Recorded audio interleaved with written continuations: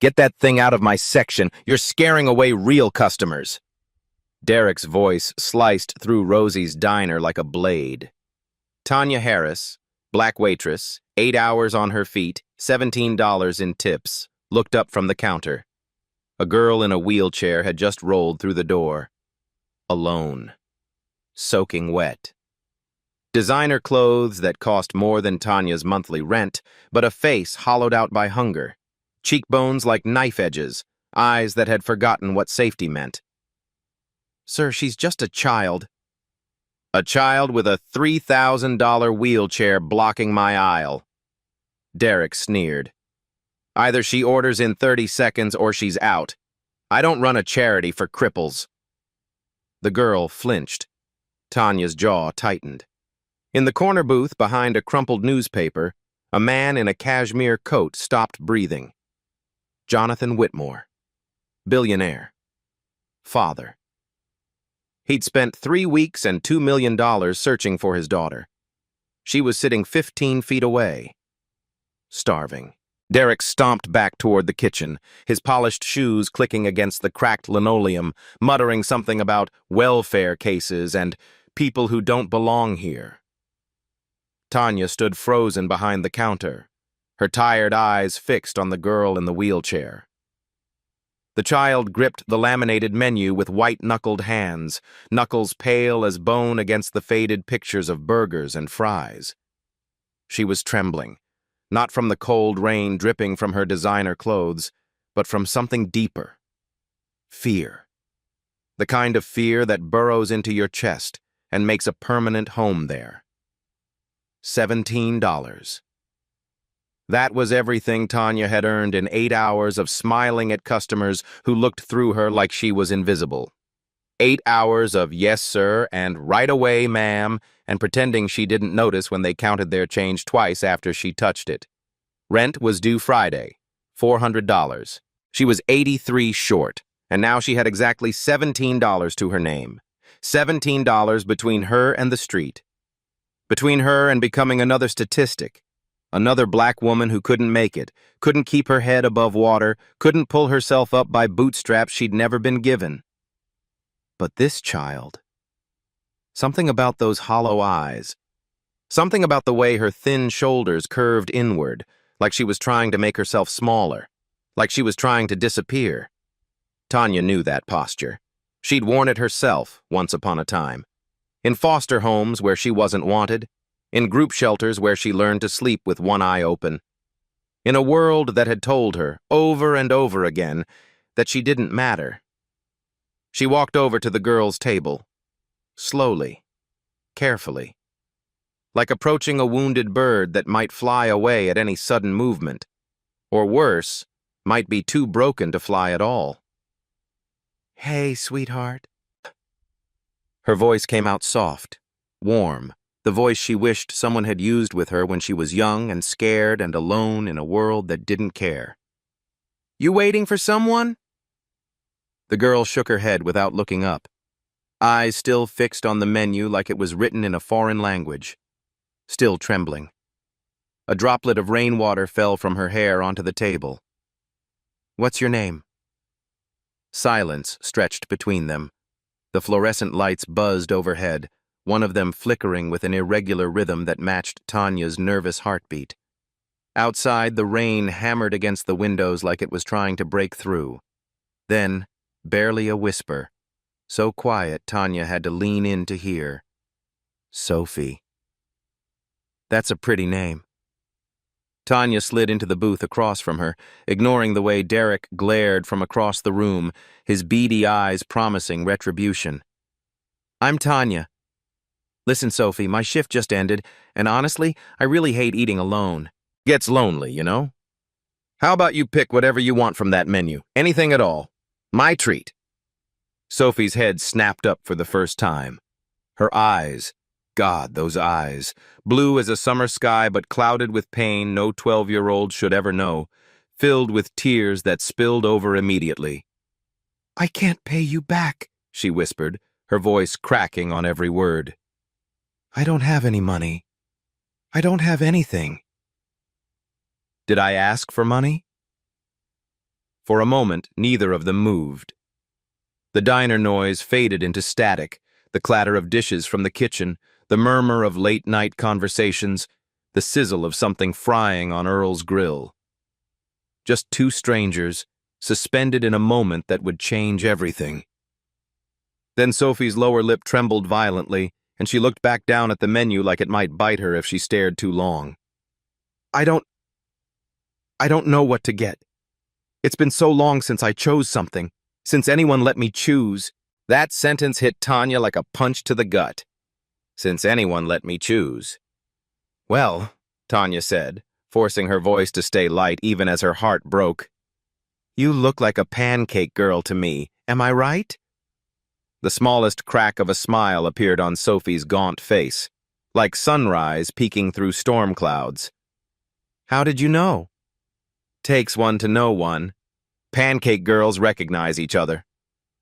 Tanya turned and waved at Earl behind the counter, a gruff black man in his 60s with forearms like tree trunks and eyes that had seen too much of the world to be surprised by any of it. He raised one bushy eyebrow at the scene unfolding but said nothing. Just watched, assessed, made his own calculations.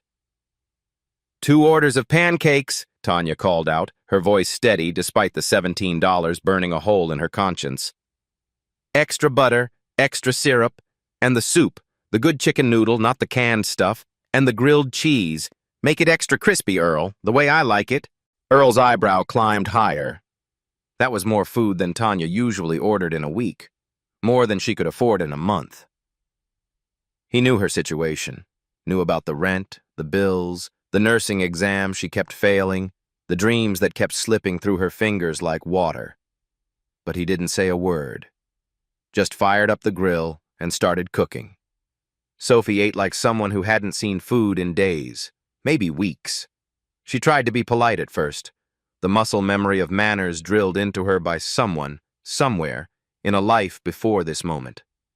Small bites, napkin in her lap, chewing slowly, saying please and thank you in a voice that barely rose above a whisper. But hunger won. The body's primal need overwhelmed the mind's trained politeness. The pancakes disappeared in minutes, syrup dripping down her chin. The soup vanished in desperate slurping gulps. The grilled cheese didn't stand a chance. Tanya watched her eat, heart breaking into smaller and smaller pieces with every bite. Who did this to you, baby girl? Who starved you? Who broke you? And why? My mom used to make pancakes, Sophie said suddenly, between mouthfuls, syrup glistening on her lips. Every Sunday morning. She'd let me help flip them, even though I always made a mess. We'd laugh when they stuck to the ceiling. Her voice trailed off. The light in her eyes flickered and died. Before? She stopped. Before what, honey? Sophie shook her head violently. Nothing. It doesn't matter anymore. None of it matters. Tanya didn't push. She'd learned long ago that trauma speaks when it's ready. Not when you ask, not when you demand, not when you need it to. You can't force a flower to bloom. You can only give it water and sunlight and wait. So they talked about other things instead. Sophie's favorite book, Charlotte's Web, which she'd read 17 times, could probably recite from memory. Her favorite color, yellow, like sunflowers, like sunshine, like hope. The way she used to love going to the library with her mother, sitting in the children's section for hours, lost in worlds that were better than her own. Tanya shared too. The nursing exam she kept failing by 2 points. So close she could taste it, so far it might as well be on the moon. The dream of helping people that felt further away every year. The way books were cheaper than therapy, and sometimes just as effective at keeping the darkness at bay. Sophie almost laughed at that. A real laugh, rusty from disuse but genuine. My mom used to say the same thing. Exactly that. In the corner booth, hidden behind his crumpled newspaper, Jonathan Whitmore hadn't moved a single muscle. His coffee had gone cold hours ago. The untouched pie on his plate had congealed into something unrecognizable. He didn't care. Couldn't care. Couldn't look away from the scene unfolding across the diner. 3 weeks. 3 weeks of private investigators delivering dead ends. 3 weeks of police reports that led nowhere. 3 weeks of sleepless nights staring at his daughter's empty bedroom. 3 weeks of desperate prayers to a God he wasn't sure he believed in anymore. 3 weeks of imagining the worst, his daughter dead in a ditch, kidnapped by strangers, sold into something unspeakable, gone forever. And here she was, alive, eating pancakes, being fed by a black waitress in a stained apron who clearly couldn't afford the meal she was buying. A woman counting out crumpled bills and loose change, giving away everything she had for a child she'd never met. Jonathan watched Tanya hand her tips to Earl without a moment's hesitation. All $17, mostly singles and scattered coins. Watched her push the bigger portion of everything toward Sophie. Watched her listen, truly listen, as his daughter talked about Elizabeth, his late wife, the woman he'd loved, the woman he'd failed to protect, the daughter he'd failed even worse. Tears streamed down Jonathan's face, hidden behind the newspaper. He wiped them away with the back of his hand, but they kept coming. Wouldn't stop. Didn't want to stop. Who is this woman?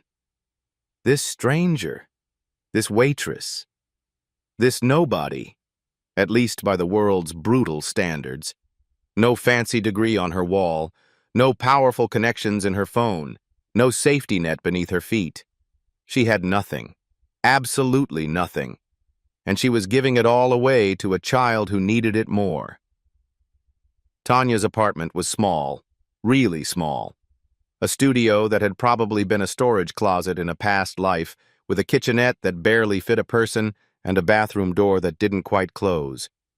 But it was clean, meticulously clean. Books everywhere. Nursing textbooks stacked on the floor, library novels on the windowsill, a worn Bible on the nightstand. The only decoration was a faded photograph of a woman who looked like Tanya, 20 years older and twice as tired. "It's not much," Tanya said, wheeling Sophie inside. "But it's perfect," Sophie whispered. She wasn't looking at the peeling wallpaper or the second-hand furniture. She was looking at the books, at the warmth, at the way the lamp cast soft shadows instead of harsh fluorescent light. "You have so many books." "Cheaper than therapy," Tanya smiled. "And sometimes better." Sophie almost laughed. "My mom used to say that too." Tanya made up the couch with her only spare blanket, a thin thing she'd had since college, and heated up the last can of soup in her pantry. She gave Sophie the bigger portion, didn't even think about it. They sat together in comfortable silence. Then Sophie fell asleep, exhausted, safe for the first time in weeks. Tanya didn't sleep. She sat in the chair by the window, watching the girl breathe, wondering what kind of monster let a child go hungry. At 3 a.m., Sophie screamed. Tanya was at her side in seconds. "Don't lock the door, please. I'm sorry. I'll be good. Please don't lock me in the dark." Sophie thrashed, tangled in the blanket, eyes squeezed shut against nightmares Tanya couldn't see. "Sophie. Sophie, honey, wake up. You're safe. You're safe." It took 5 minutes for the screaming to stop, another 10 for the shaking. When Sophie finally opened her eyes, they were empty, hollow, like she'd gone somewhere far away and hadn't come all the way back. "She wouldn't let me eat," Sophie whispered. "Said I was too expensive. Said I was a burden. Said I made her look bad in front of her friends." Tanya's jaw tightened. "Who, baby? Who did this?" "Not my dad." Sophie's voice cracked. "He doesn't know. He travels all the time. It's her, his new wife. Victoria." The name hung in the air like poison. "She locks me in my room when guests come over. Says she's embarrassed to have a cripple in the family. Sometimes she doesn't feed me for days. She says if I tell my dad, she'll convince him I'm lying, and he'll believe her. He always believes her. Tears streamed down Sophie's face.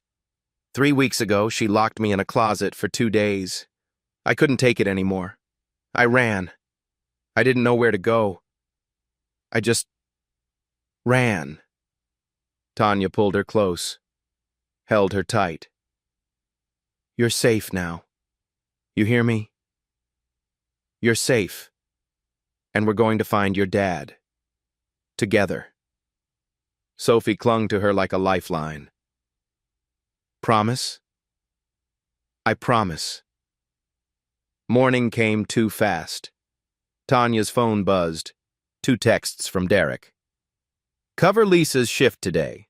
Non-negotiable. Don't be late or you're fired. She needed those hours, desperately, but Sophie needed her more. There was a knock at the door. Tanya tensed, then relaxed when she heard the familiar grumble. Tanya, it's Brennan. Rent's due Friday. Don't forget. Mr. Brennan, the landlord, never missed a reminder. Won't forget, Tanya called back, her voice steady even though her stomach was churning. $400, due in 3 days, and I have 0. She looked at Sophie, still half asleep on the couch. Worth it. Sophie, honey, I have to work today. You're coming with me. Sophie's eyes flew open. What if Derek can go to hell? Tanya smiled. You let me worry about Derek. Sophie hesitated. Then, slowly, she smiled back. Okay. As they left the apartment, neither of them noticed the black SUV parked across the street. Inside, Jonathan Whitmore watched them go. He'd spent the night in his car. Hadn't slept. Couldn't. He'd heard his daughter scream through the thin walls, heard the words Victoria, and locked me in, and didn't feed me. His hands shook with rage, with guilt, with the devastating realization of what he'd allowed to happen. Victoria. His wife. The woman he'd trusted with his daughter's life. I'll destroy her. But first, he needed to meet the woman who'd saved his child. The black waitress with $17 and a heart bigger than his entire fortune. Rosie's diner was absolutely slammed by 11 a.m. Saturday morning meant hungover college students, exhausted parents with screaming kids, and lost tourists who'd taken a wrong turn somewhere and ended up in this forgotten corner of Ohio. The breakfast rush had become a breakfast avalanche. Tanya moved through the controlled chaos like a woman possessed, refilling coffee cups before customers could ask, taking orders while balancing 3 plates, deflecting Derek's poisonous glares with practiced indifference. Her feet screamed in protest, her back ached, but she kept moving, kept smiling, kept invisible. Sophie sat in the corner booth, the one with the torn vinyl seat and the wobbly table leg, trying to make herself as small as possible, trying to be invisible too. She'd gotten good at invisible over the past 3 years. It was safer that way. She helped fold napkins and sort menus, keeping busy, keeping useful, keeping out of trouble, the way Victoria had trained her. Earl noticed her from behind the counter, noticed the way her thin hands moved mechanically, noticed the way she flinched whenever Derek walked past, noticed everything. He brought her a plate of scrambled eggs, crispy bacon, and buttered toast without being asked, just slid it across the table with a grunt and a raised eyebrow. Can't have skinny kids sitting in my diner, he grumbled, not meeting her eyes. Bad for business. Eat. Sophie looked up at him. This gruff, intimidating man with hands like baseball mitts and a scowl that could curdle milk.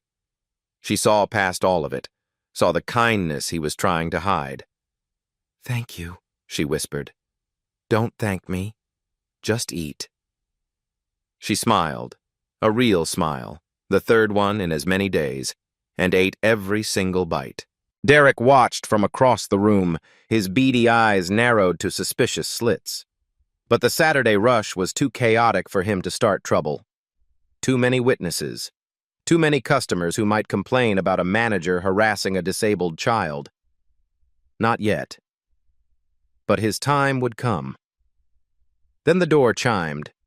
Jonathan Whitmore walked in. He looked different from the night before. Jeans instead of a tailored suit, baseball cap pulled low over his forehead, 3 days of stubble on his jaw. But there was no disguising the quality of his clothes, the kind of casual that cost more than most people's formal wear. And there was no hiding the way he carried himself. Like a man who owned whatever room he entered. Like a man who gave orders, not took them. He sat in Tanya's section, ordered coffee, black, no sugar, and waited. Sophie was facing away from the door, focused on her napkin folding. She didn't see him come in, didn't feel his eyes locked on her like a laser. But Tanya noticed. She noticed everything. It was how she survived. She saw the way the man's hands trembled when he looked toward the corner booth. The way his eyes glistened with tears, he kept blinking back. The way his whole body leaned toward Sophie like a plant straining toward sunlight. Something's happening here. Something big. Then Sophie turned to ask Tanya for more napkins, and froze. For a long, stretched moment that seemed to last forever, nobody moved. The diner noise faded to static. Time stopped breathing. Sophie's lips parted. Her voice came out as barely a whisper, fragile as spun glass. "Dad?" Jonathan stood so abruptly his coffee cup toppled, sending a brown river across the table. He didn't notice, didn't care. "Sophie?" His voice broke on her name, shattered into 1,000 pieces. "Baby girl, I'm here. I found you. I'm so sorry. I'm so sorry." Sophie's face crumpled, not in fear, but in overwhelming relief, in desperate, disbelieving love. And then she was moving, wheeling toward him as fast as her thin arms could push, her chair squeaking frantically against the floor, and he was running to meet her, dropping to his knees right there in the middle of the diner, pulling her into his arms so tight it looked like he'd never let go, like he'd die before letting go. "Daddy!" Sophie sobbed into his chest, her whole body shaking. "I missed you. I'm sorry I ran away. I didn't know how to call you. She took my phone and I was so scared." No, no, no. Jonathan was crying now, too, openly, without shame, in the middle of a crowded restaurant full of strangers. "Don't you dare apologize. Never apologize. This is my fault. All of it. I should have seen. I should have known. I failed you, Sophie. I failed you completely." The entire restaurant had gone absolutely silent. Waitresses stood frozen mid-step, coffee pots suspended in air. Customers lowered their forks, food forgotten on their plates. Even Derek stood motionless by the cash register, his perpetually sneering mouth hanging open in shock. Tanya felt tears streaming down her own face. She didn't bother wiping them away. This is real. This is a father who actually loves his daughter. This is what family is supposed to look like.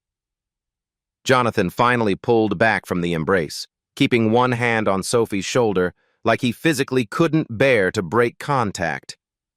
His red-rimmed eyes scanned the diner until they found Tanya standing there, order pad still clutched in her hand, apron stained with coffee and syrup. Something shifted in his expression. Recognition. Gratitude. Something almost like awe. He rose slowly to his feet and walked toward her. Each step deliberate, measured. The walk of a man who was used to commanding boardrooms and bending reality to his will, but who had just been humbled by something he couldn't buy. "You're the one," he said. His voice was raw, scraped hollow by emotion. "You fed her last night, when she had nothing, when she was alone and terrified. You gave her everything you had." Tanya shifted uncomfortably under the weight of his gaze, under the weight of everyone in the diner watching. "Anyone would have—" "No!" Jonathan's voice was firm as bedrock. "Absolute. They wouldn't. Believe me, I've seen how this world treats people like my daughter, like she's less than human, like she's an inconvenience, a burden to be managed." He paused, his jaw tightening. "But you didn't see a wheelchair. You didn't see an obligation. You didn't see a problem. You saw her. And then Jonathan Whitmore, billionaire, CEO, owner of companies and buildings, and more money than most people could imagine in a lifetime, bowed his head to a black waitress in a stained apron. "Thank you," he whispered. "Thank you for saving my child when I couldn't." The diner remained absolutely silent. You could hear the fluorescent lights buzzing. You could hear hearts beating. You could hear the world shifting on its axis. Derek's face had gone the color of old milk. Earl, behind the counter, wiped his hands on his apron and nodded slowly, the highest praise he'd given anyone in 20 years. Sophie wheeled herself over and grabbed Tanya's hand, linking the three of them together. "This is her, Daddy. This is Tanya. She's the one who helped me. She gave me food and a place to sleep, and she promised she wouldn't leave. And she didn't. She stayed." Jonathan looked at their joined hands, at his daughter's face, brighter and more alive than he'd seen it in years, at this stranger who had done what he couldn't. "Then she's family," he said quietly. "Starting right now." They sat in the back booth, Jonathan, Sophie, and Tanya, while Earl brought food nobody had ordered and refused any form of payment. "Kitchen's closed," he said flatly when Jonathan tried to hand him a $100 bill. "These are leftovers that would have gone to waste anyway. Eat or don't. Your choice." Nobody believed him. Everybody ate. Sophie held her father's hand like she'd never let go, her thin fingers intertwined with his larger ones. But her eyes kept darting to Tanya every few seconds, checking that she was still there, making sure she hadn't vanished like good things always seem to vanish in Sophie's world. "Tell me," Jonathan said quietly, his voice steady despite the storm raging behind his eyes. "Tell me everything that happened, from the beginning. Don't leave anything out." Sophie took a deep, shaky breath. Her free hand found Tanya's under the table, and the story spilled out. "Mom died 3 years ago. The car accident." Her voice trembled on those last 2 words, trembled like it didn't quite believe them. 6 months after the funeral, you married Victoria. She seemed so nice at first, when you were around, sweet, attentive, always saying the right things." Jonathan's face tightened with guilt. "But when you traveled, and you traveled all the time, Daddy, you were never home anymore, she changed. It was like watching a mask come off. She called me a burden, said I was too expensive to keep, said my wheelchair made her look bad in front of her fancy society friends." Sophie's voice cracked. "She started locking me in my room whenever guests came over. Said she was mortified, her word, mortified, to have a cripple in her perfect family." The word hung in the air like a slap, like a wound that wouldn't stop bleeding. "Sometimes she didn't feed me for days. Said if I lost weight, maybe I'd be less disgusting. Said I should be grateful she let me live in her house at all. She told me if I ever said anything to you, she'd convince you I was lying, that I was mentally unstable, that I made things up for attention because I couldn't accept that my mother was dead." Sophie's eyes dropped. "And I believed her. I believed you'd choose her over me, because everyone always chooses her. She's beautiful and charming and perfect, and I'm just broken." Jonathan made a sound like a wounded animal, raw, primal, anguished. "Sophie, 3 weeks ago she locked me in a closet for 2 days straight. No food, no water, no light, just darkness and walls and my own screaming that nobody could hear." Sophie's hands shook violently. "When she finally unlocked the door, she said I'd brought it on myself, that I needed to learn my place. I knew then.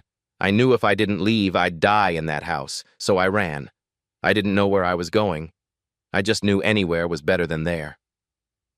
Silence settled over the table like ash after an explosion. Jonathan's face had gone from pale to red to something beyond description. His hands were clenched so tight his knuckles had turned white. "Why?" he said, his voice barely controlled, shaking with the effort of not screaming. Didn't you tell me? I tried. Sophie's voice rose, tears streaming fresh. But you were never there. You were always traveling, always working, always too busy saving the world to notice your own daughter was dying. And when you were home, Victoria was always perfect. She made you believe everything was wonderful. She made everyone believe she was this amazing, selfless stepmother while she was starving me and locking me in the dark. Sophie broke off, sobbing too hard to continue. Jonathan pulled her close, held her against his chest. His own tears fell silently into her hair. "I'm sorry," he whispered, over and over, like a prayer of penance. "I'm so sorry. I should have seen. I should have been there. I failed you, Sophie. I failed your mother's memory. I failed everything that matters." They held each other for a long, broken moment while the diner bustled around them, oblivious. Then Jonathan looked up at Tanya, his eyes red but clear. Focused. "You," he said. "Earl told me what you did. You had $17, your entire night's earnings. Every penny you'd worked 8 hours to make. And you spent it all on a stranger's child without hesitation, without expecting anything in return." Tanya shifted in her seat, deeply uncomfortable with the intensity of his attention. She was hungry. "I know what hungry feels like. I grew up hungry." "I know." Jonathan's gaze was piercing but not unkind. "I had you investigated this morning, not to threaten you, never that. To understand who you are." Tanya stiffened. Her walls went up instantly. "You aged out of foster care at 18 with nothing but the clothes on your back," Jonathan continued. "Worked 3 jobs simultaneously to finish high school while your classmates worried about prom dates. Put yourself through community college 1 class at a time, paying cash, never taking a single loan.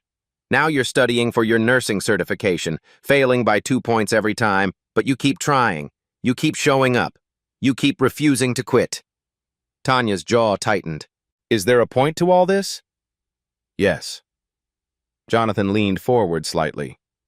"The point is that you had every reason in the world to walk past my daughter last night. Every reason to protect what little you have. Every reason to be bitter, selfish, and hard. Because God knows this world has given you nothing but reasons to be all of those things." He paused, letting the words land. "But you didn't walk past. You sat down. You fed her. You took her home to your tiny apartment. You kept her safe when no one else would." His voice dropped. "I have $4.5 billion, Miss Harris. I spent $2 million in 3 weeks looking for Sophie. I hired the best private investigators money could buy, and you know who actually found her? Who actually saved her?" Tanya said nothing. "A black waitress with $17 and a heart bigger than my entire net worth." Sophie squeezed Tanya's hand hard under the table. Jonathan reached into his jacket pocket and pulled out a leather-bound checkbook. "I want to write you a check, whatever amount you want. 100,000, 1,000,000. Name your price." Tanya shook her head before he even finished the sentence. "No." Jonathan blinked. "Excuse me?" "I said no." Tanya's voice was iron. "I didn't help Sophie for money. I didn't do it for a reward or a payoff or whatever this is. I did it because she was hungry and scared and alone, and I could do something about it. That's it. That's the whole reason. I don't want your check." For a long moment, Jonathan just stared at her. Then slowly, a genuine smile spread across his exhausted face. "You really are something else, Miss Harris."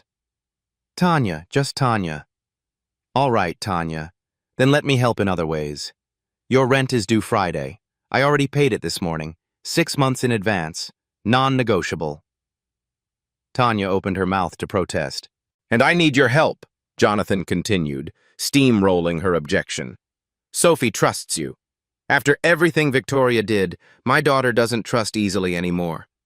But she trusts you. I need to gather evidence, build a legal case, get Sophie permanently safe. It might take a few days, maybe longer. And I need someone with her who isn't me, someone she chose for herself. He looked at her directly, eye to eye, equal to equal. Will you stay with us? Help me help her? Tanya looked at Sophie. The girl's eyes were wide, hopeful, terrified of hearing no. She was gripping Tanya's hand so tight it almost hurt. Please, Sophie whispered. I know it's a lot to ask, but I feel safe with you. You're the first person in 3 years who made me feel like I wasn't just a problem to be solved. Tanya's heart cracked wide open. Okay, she said quietly. I'll stay. Sophie's face lit up like sunrise. But in the background, near the kitchen door, Derek was watching, listening, recording. His phone was in his hand and he was typing a text to someone. You're not going to believe who's in my diner right now. 3 days passed like a healing dream. Jonathan moved them to a luxury hotel suite. 2 bedrooms, room service available 24 hours a day, more square footage than Tanya's entire apartment building. Sophie had her own bed for the first time in weeks. Clean sheets that smelled like lavender. Warm blankets that didn't have holes. Food whenever she wanted. Midnight snacks. Breakfast in bed. Anything her heart desired. She started to heal. Really heal. Color returned to her gaunt cheeks. Her laughter came easier, less rusty. She stopped flinching at sudden sounds. Stopped looking over her shoulder every few seconds.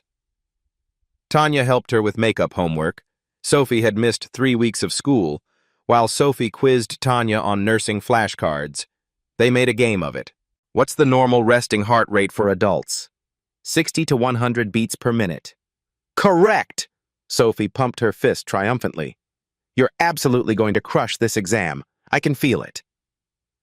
Jonathan watched them from the doorway, something loosening in his chest. This is what Sophie needed. Not money, not luxury, just someone who truly sees her. On the 3rd night, Jonathan and Tanya sat on the suite's balcony while Sophie slept peacefully inside. My lawyers found the evidence, Jonathan said quietly, staring at the city lights. Sophie's old phone had videos, staff testimonies, medical records showing systematic malnutrition. Good. There's more. They're investigating Elizabeth's accident, the brake lines. There are inconsistencies. It might not have been an accident at all. Tanya's stomach dropped.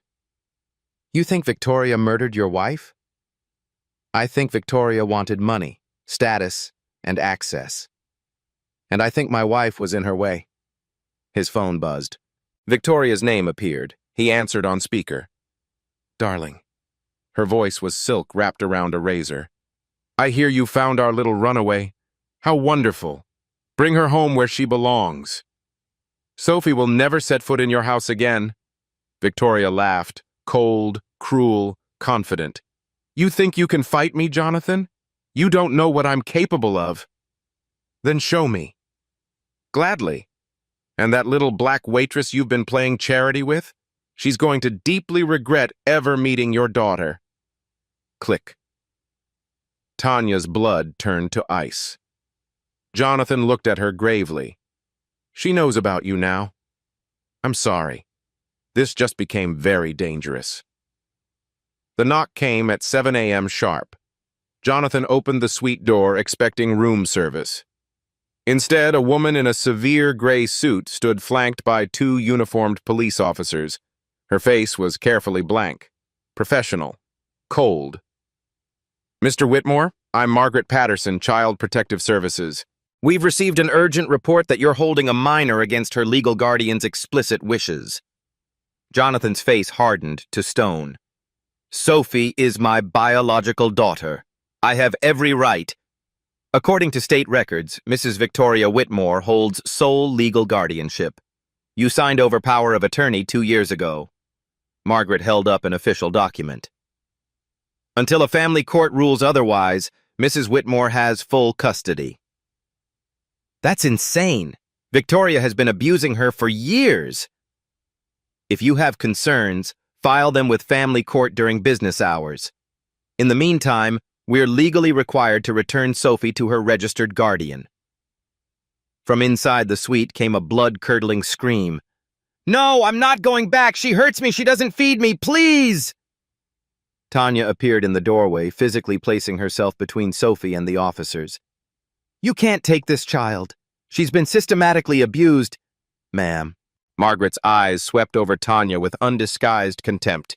"And you are, exactly, someone who actually gives a damn about this child. Are you family? A licensed professional? Anyone with legal standing? Then step aside immediately, or you'll be arrested for obstruction." The officers moved forward, hands on weapons. Tanya didn't budge. Sophie grabbed her arm desperately. "Tanya, please don't let them take me. You promised." Tanya's heart shattered into a million pieces. "I did promise. I promised I'd keep her safe. But there were police officers with guns, legal documents with official stamps, a system designed to crush people exactly like her." "Sophie, listen to me." Tanya knelt down, gripping the girl's trembling hands. "Your dad is going to fix this. I will find you. This is not over. Promise? I promise. I swear on my life." They took her. Tanya watched Sophie disappear into the elevator, her terrified face visible through the closing doors until the very last second. Jonathan stood beside her, trembling with barely contained fury. "Patterson." Tanya's voice sounded strange, distant. "That woman, Margaret Patterson." "What about her?" "Sophie told me Victoria's maiden name was Hartley, and she has a sister named Margaret." Jonathan went completely still. "Margaret Patterson. Margaret Hartley." Tanya turned to face him. "That CPS worker is Victoria's sister." All color drained from Jonathan's face. "It's an inside job. Sophie never had a chance." 4 hours later, Tanya's world collapsed completely. She returned to the diner to collect her belongings. Derek was waiting at the entrance, smirking. Behind him, police. "That's her," Derek announced gleefully. "The woman who kidnapped the Whitmore girl and tried to extort the family for ransom." Tanya froze. "What the hell are you talking about?" "Tanya Harris? You're under arrest for conspiracy to commit kidnapping and extortion." "I didn't kidnap anyone. Her father—" "You have the right to remain silent." They handcuffed her right there in the parking lot, in front of customers and co-workers who'd known her for years, people who watched with wide eyes and did absolutely nothing. Earl came running out. "This is wrong! She didn't do anything! I witnessed everything!" "Sir, step back or you'll be arrested too." "Call Jonathan Whitmore," Tanya said as they shoved her into the squad car. "Tell him what happened." Through the window, she saw Derek waving mockingly as the car pulled away. Victoria paid him off. This whole thing was planned from the beginning. The cell was cold, gray concrete, flickering lights, the smell of despair. Tanya sat on the metal bench, staring at the wall. Kidnapping, extortion. 20 years if convicted. She thought about Sophie. Was Victoria hurting her right now? She thought about her nursing dream. Gone. She thought about her mother, dead when Tanya was 6. The parade of foster homes, years of being nobody, mattering to nobody. I finally made a difference. And this is what I get. She wanted to cry, but she didn't. She remembered Sophie's face, her hopeful eyes, her fragile trust. I promised her. Tanya straightened her spine. I'm getting out, and I'm bringing her home. The guard appeared. Harris. Visitor. Jonathan walked in, his face tight with controlled fury. I'm getting you out. The charges are fabricated. We have proof. Victoria hired a hacker to plant fake texts on your phone. Derek was paid to file false reports. We have him on tape admitting everything. Tanya blinked. How? Earl. Turns out your cook friend is a former police officer. 15 years on the force. Forced out for reporting corruption. Still has contacts who move fast when he calls. Earl was a cop? One of the good ones. Jonathan sat across from her. He believes in you. So do I. So does Sophie. How is she? Jonathan's jaw tightened. Victoria has her. But the evidence we've gathered is overwhelming. Emergency custody hearing tomorrow. I need to be there. That's why I'm here. Sophie needs to see your face when she testifies. Tanya nodded. Get me out. Let's end this. Earl's apartment looked like a detective's fever dream. Papers everywhere. Photographs connected by colored string on a massive corkboard. Coffee cups scattered across every surface. A battered laptop running multiple searches. Jonathan and Tanya arrived at midnight. Sit down, Earl grumbled without looking up. We got work to do. Tanya stared at this transformed version of the gruff cook she thought she knew. Earl, you didn't have to do all this. Yeah, I did. He finally met her eyes. Spent 15 years watching the system destroy good people. Got fired for trying to stop it. When I saw you with that little girl, giving her everything you had, I knew you were worth fighting for. He tapped a key. A video appeared on screen. Derek in a bar, talking to someone off camera. The Whitmore woman paid me $5 grand. All I had to do was make one phone call. Said the waitress kidnapped the kid, demanded ransom. Easy money. Didn't that seem wrong to you? Derek laughed, an ugly sound. That black girl thought she was something special, helping rich people. Someone needed to put her back in her place. Tanya's stomach churned with rage. That clears you completely, Earl said. But there's more. He pulled up financial records. Victoria's been siphoning from Sophie's trust fund. Small amounts at first, testing the waters. Last year, $500,000, and it's accelerating. Sophie has a trust fund? Jonathan nodded heavily. Elizabeth left $1.8 billion for Sophie. If Sophie dies before 18, the guardian inherits everything. The horror dawned slowly. She wasn't just abusing Sophie, Tanya said. She was trying to kill her. Drive her to suicide, or create an accident. Earl pulled up medical records. Sophie's been hospitalized 3 times in 2 years. Falls. Allergic reactions. Each time Victoria played the devoted stepmother. And Elizabeth's accident, Jonathan added, his voice hollow. The brake lines were tampered. Victoria was the last one to drive that car. The pieces clicked together with terrible clarity. Victoria had murdered Elizabeth, was methodically killing Sophie, and would have gotten away with everything. We have enough, Earl said grimly. Financial fraud, attempted murder, child abuse, conspiracy. What about Margaret Patterson? Earl smiled, a wolf's smile, and pulled up another video. Sophie's face filled the screen, filmed secretly from her wheelchair. Victoria's voice, "Welcome home, Sophie. Home. This time, you're not going anywhere." Then Victoria on the phone, "Margaret, make sure the hearing goes our way. Once I have permanent custody, we split the trust fund. 50-50. Margaret's voice, "Consider it done, sister." Tanya stared at the screen, tears burning. Sophie recorded this?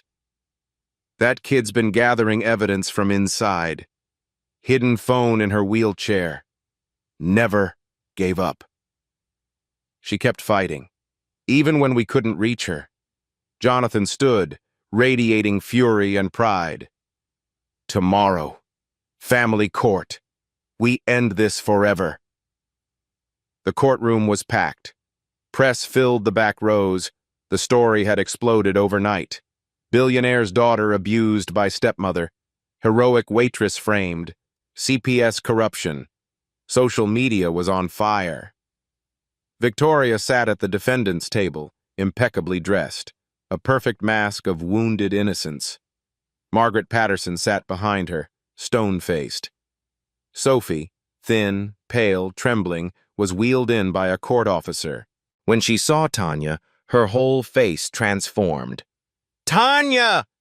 Tanya smiled through her tears and mouthed, "I'm here. I'm not leaving." Sophie's shoulders relaxed slightly. The judge, an older black woman with sharp eyes and zero tolerance for nonsense, called the proceedings to order. "This is an emergency custody hearing. Mr. Whitmore alleges severe abuse by Mrs. Victoria Whitmore. Mrs. Whitmore denies all allegations. Let's hear evidence." Jonathan's lawyer went first. Sophie's videos played on the courtroom monitors, Victoria threatening her, discussing bribery with Margaret, planning to steal the trust fund. The courtroom gasped audibly. Victoria's lawyer objected repeatedly, doctored evidence, coerced testimony, but the objections fell flat. Then came the financial records, medical records, staff testimonies, then the bombshell. Jonathan's investigator took the stand. "We examined Mrs. Elizabeth Whitmore's vehicle. The brake lines were professionally tampered. Victoria Whitmore purchased specialized tools 2 weeks before the accident." Security footage played. Victoria buying brake line equipment, looking directly at the camera, smiling. The courtroom erupted. Victoria's mask cracked. Sophie raised her hand. "Your Honor, I'd like to say something." The judge considered. "The court recognizes Sophie Whitmore." Victoria's lawyer jumped up. "The child has clearly been coached." "Sit down." The judge's voice could have cut steel. "Sophie, you may speak." Sophie wheeled herself to the center of the room. Her hands shook violently. She looked at Tanya. Tanya nodded, tears streaming. "You can do this." Sophie took a deep breath. "I have more evidence. Videos from the last 3 days. I recorded everything." She held up the hidden phone. The new videos played. Victoria, thinking she was alone with Sophie. "You stupid little cripple. Did you think your father could save you? Did you think that Black Waitress actually cared? Nobody wants you, Sophie. You should have died instead of your mother." Dead silence. Victoria lunged to her feet. "That's manipulated. That child is a liar." "Order!" But Victoria kept screaming.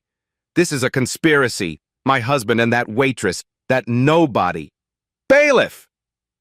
Officers approached with handcuffs ready.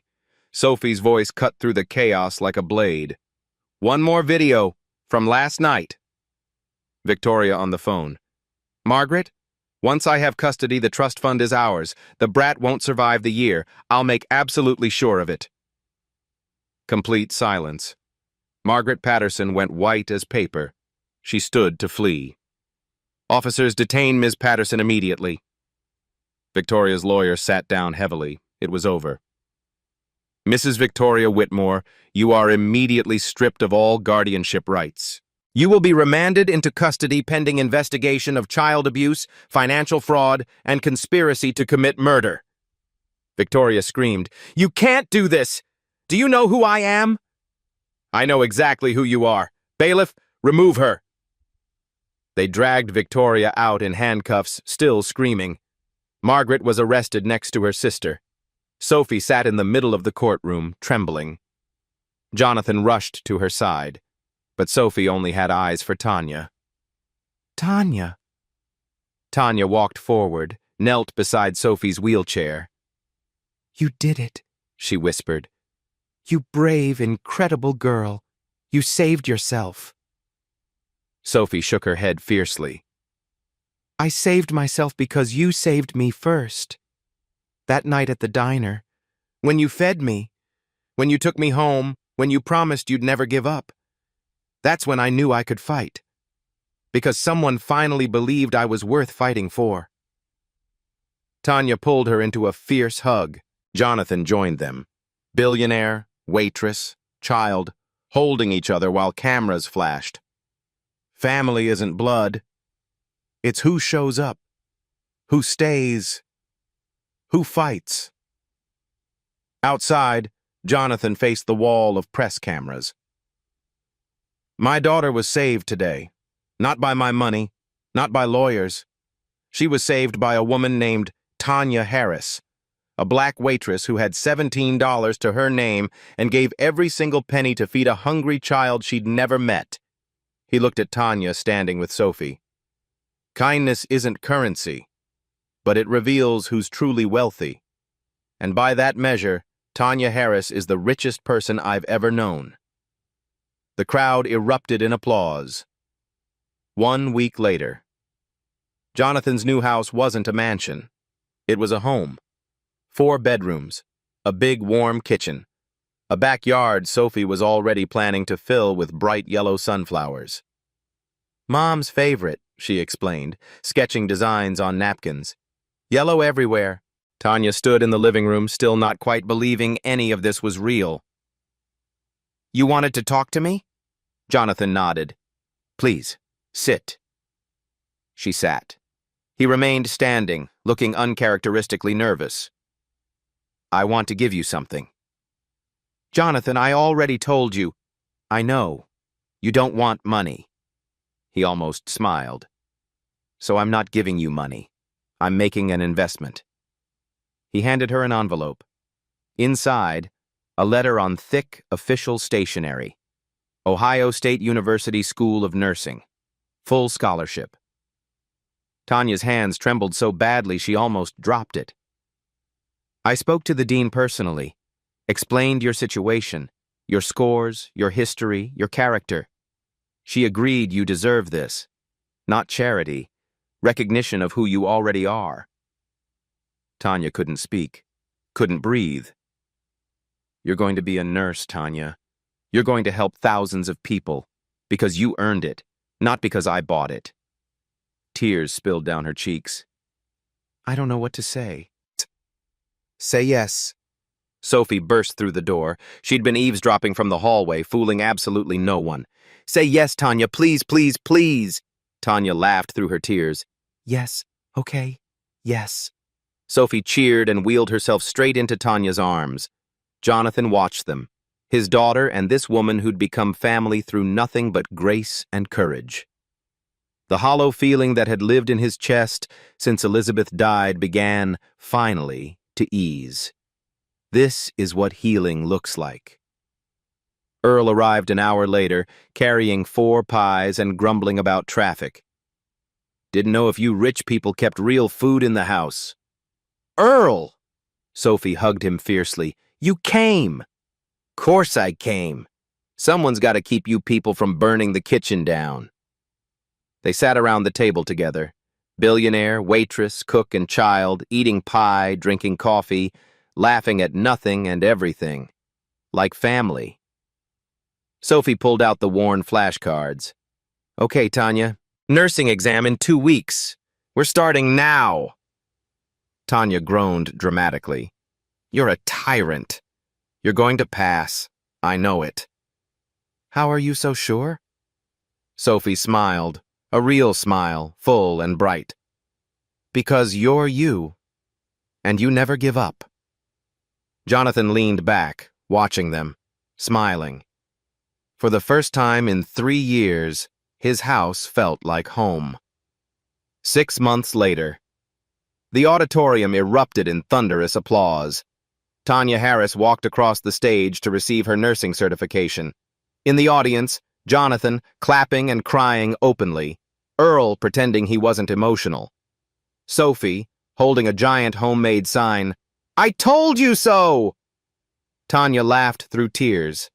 She'd passed, graduated with honors, top of her entire class, $17.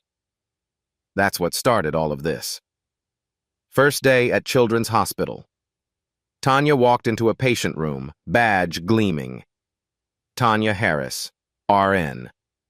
A little girl lay in the bed, wheelchair beside her, eyes full of fear, completely alone. So much like Sophie. Tanya sat down, smiled warmly. Hey, sweetheart, I'm Tanya. Are you hungry? The girl looked up, hope flickering in her eyes. "You'll stay with me?" Tanya took her small hand gently. "I'm not going anywhere. I promise." If this story touched your heart, hit subscribe and the notification bell so you never miss a video. Share with someone who needs to hear that kindness still matters. Comment below. When did a stranger show you unexpected kindness? Thank you for watching. See you in the next one.